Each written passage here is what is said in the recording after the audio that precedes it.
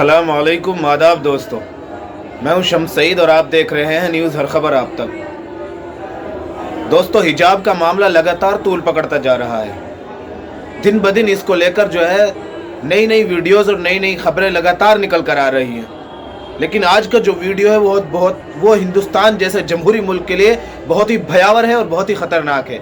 अभी तक को आपको मालूम होगा कि स्टूडेंट्स के जो हिजाब पहनकर क्लास में जाने से, कॉलेज और स्कूल जाने पर आपत्ति जताई जा रही थी। भगवाधारियों के द्वारा आपत्ति थी कि हिजाब पहन करना है।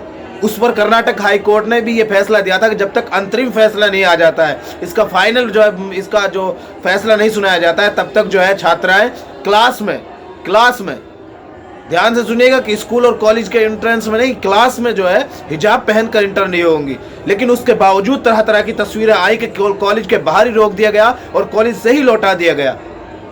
छात्र छात्राओं को कॉलेज में इंटर, यहाँ तक के माँ बाप रिक्वेस्ट करते रहे लेकिन उनको कॉलेज से ही लौटा दिया गया।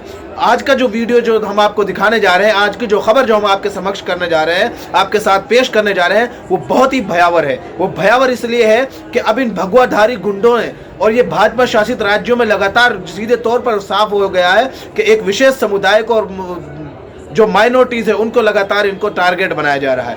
आप ये वीडियो देखें कि किस तरह से एक टीचर को हिजाब जो है पहनकर जो एंट्री नहीं दी गई। अभी तो स्टूडेंट्स को ही नहीं जाने दिया जा रहा था। अब एक मुस्लिम टीचर थी, उनको ये शर्त लगाई गई कि अगर आपको अंदर जाना है तो आपको जो हिजाब उतारना पड़ेगा।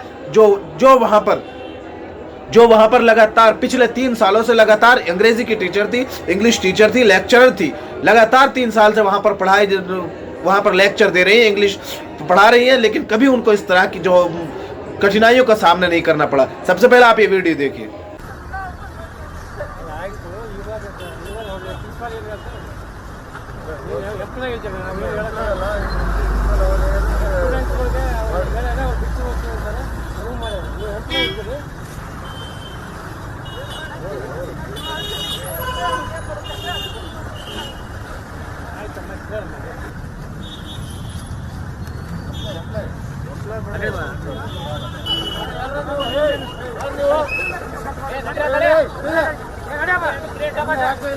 वीडियो देखकर आप अंदाजा कर ही चुके होंगे कि किस तरह से वो टीचर लगातार रिक्वेस्ट करती रही लेकिन उनको अंदर नहीं जाने दिया गया। उनसे ये शर्त लगा दी गई कि अगर आपको अंदर जाना है तो हिजाब उतारना ही पड़ेगा। आप बताइए दोस्तों कि किस कानून के अंतर्गत ये हिजाब उतरवा रहे हैं। अगर कर्नाटक हाई कोर्ट ने एक जो है फैसला दिया है इसमें, तो वो ये कहा है कि स्टूडेंट्स, छात्राएं क्लास के अंदर नहीं जाएंगी, वो भी हिजाब पहनकर। कॉलेज की 4 दीवारी तक में नहीं घुसने दिया जा रहा है।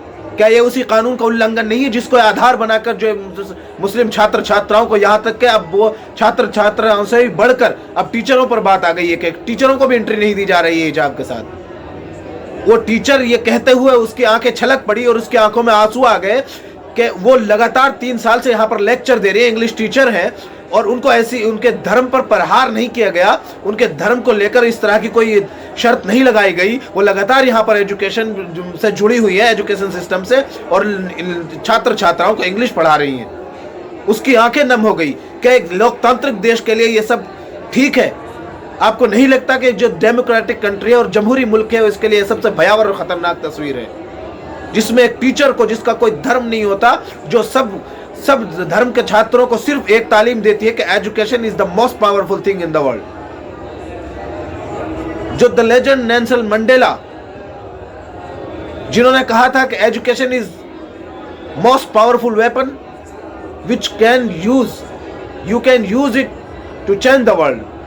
जो नेल्सन मंडेला ने जो बात कही थी, उन सब पर बच्चों को जो है तालीम देती है, उनके तहत, उनके अंतर्गत लोगों तक ये बात पहुंचाती है कि जो सबसे इंपॉर्टेंट चीज़ है दुनिया में, वो सबसे ज़्यादा और इम्पोर्टेंट है वो तालीम है। जो कोई धर्म की बात नहीं करती, जो कोई किसी धर्मों पर टिप्पणी नहीं करते, वहाँ पर सिर्फ एजुकेशन सिखाई जाती है, वहाँ पर अच्छी बातें सिखाई जाती हैं। और अच्छी बातें बताने एक अध्यापिका को रोक दिया गया और उसको बुर्का उतरवाने के लिए कहा गया।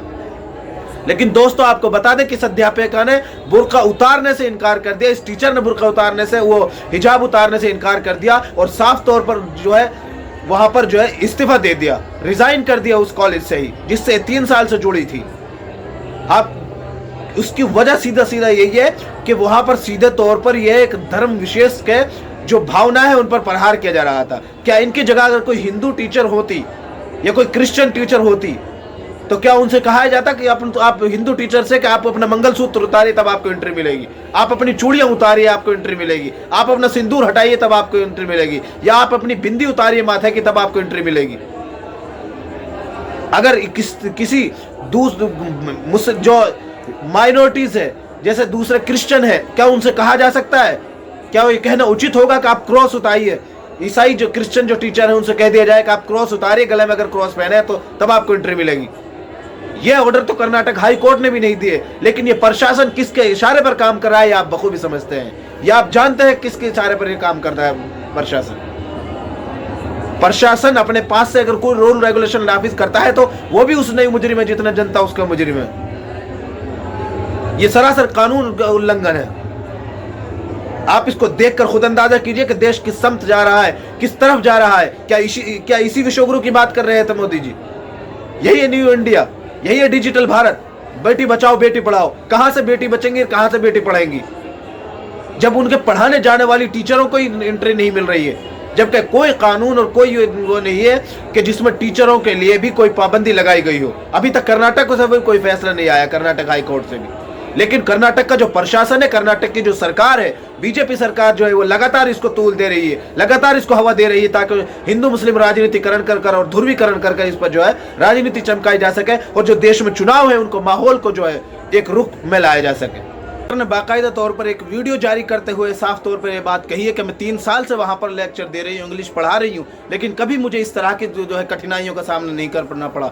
इस तरह की बंदिशें कभी मेरी जो है एजुकेशन की जो सर्विस है उसमें बाधा नहीं बनी।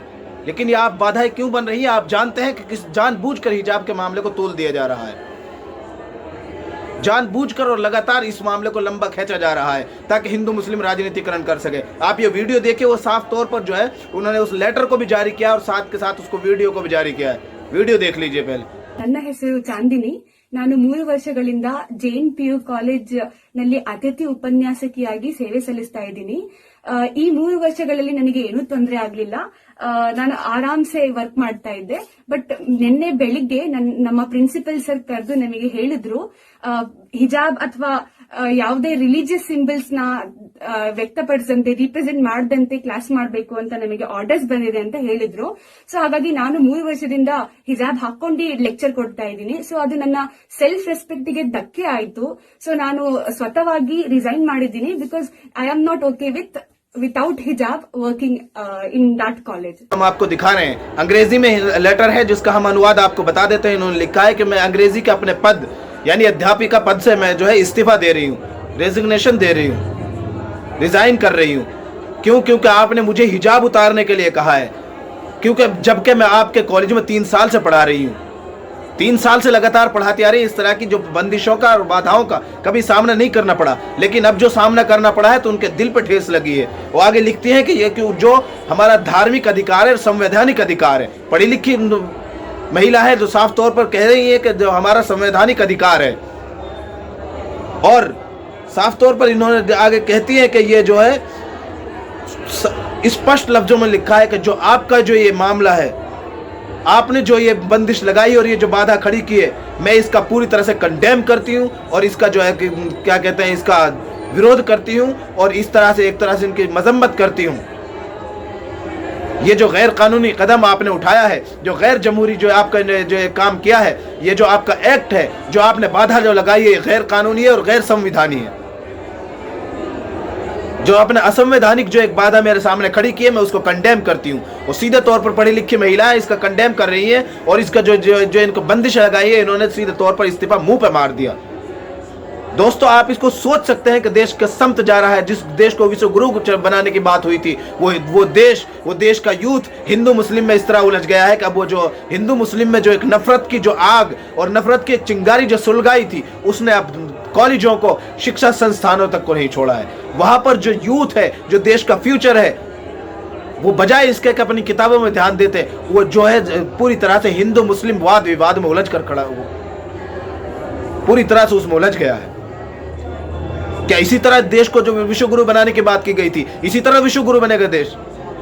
हिंदू मुस्लिम वाद विवाद से ऊपर उठकर अगर हम देश को आगे बढ़ाना चाहते हैं तो देश को एक साथ लेकर चलना पड़ेगा, सबकी भावनाओं का ख्याल रखना पड़ेगा, तब जाके देश विश्व गुरु बनता है, ऐसे ही नहीं बनता है। लेकिन भाजपा इस मामले को लगातार तूल दे रही है, क्योंकि इसको हिंदू मुस्लिम राजनीतिकरण से सिर्फ अगर किसी को फायदा हुआ है तो भाजपा है, जो सत्ता में आई है। हर बार जिन्ना, पाकिस्तान और जो है हिंदू मुस्लिम, शमशान, कब्रिस्तान, यही सब मुद्दों को उठाकर जो है सत्ता में आती है और लोगों के जहन से ऐसा खेलती है कि जो अंधभक्ति में विलीन हो रखे हैं, वो पूरी तरह से जो डूबे हुए हैं, उनको ये ध्यान जाता ही नहीं कि अगर देश में तरक्की चाहिए, सड़कें अच्छी चाहिए, रोजगार चाहिए और जो है देश का जो डेवलपमेंट होना चाहिए, देश का विकास होना चाहिए। लेकिन इन जो मौजूदा स्थिति देश में बनी हुई है, इससे देश विकास की तरफ नहीं विनाश की तरफ बढ़ रहा है। हमारा आपसे निवेदन है कि जो भाजपा की जो गंदी राजनीति एक तरह से जो शिक्षा संस्थानों तक भी पहुंच चुकी है, इसका आप कंडेम कीजिए और इसके खिलाफ जो आप आवाज उठाएंगे तो नेता सुधरेंगे तो देश सुधरेगा। दोस्तों, अंत में हमारा आपसे यही निवेदन है कि आप इस वीडियो को जो है ज्यादा से ज्यादा लोगों तक पहुंचाएं, ताकि ये खबर जो है ज्यादा से ज्यादा लोगों तक पहुंच सके और लोगों को पता चल सके किस तरह की गंदी राजनीति की जा रही है, किस तरह से जो है एक विशेष समुदाय को, मुसलमानों को और दलितों को और शोषित वंचितों को किस तरह से टारगेट बनाकर निशाना बनाया जा रहा है। और ये सब सत्ताधारी पार्टियों के इशारे पर हो रहा है। किसी प्रशासन की ये मजाल नहीं है कि वो जो है गैर कानूनी काम किसी के इशारे के बिना करा सके। अंत में हमारा आपसे निवेदन है कि आप इस चैनल को लाइक करें, इस वीडियो को लाइक करें, इस चैनल को सब्सक्राइब करें और इसको ज्यादा से ज्यादा लोगों तक पहुंचाएं। अगर आप इस खबर को फेसबुक पर देख रहे हैं तो हमारे फेसबुक पेज हर खबर आप तक को जरूर लाइक और फॉलो कीजिएगा। धन्यवाद दोस्तों।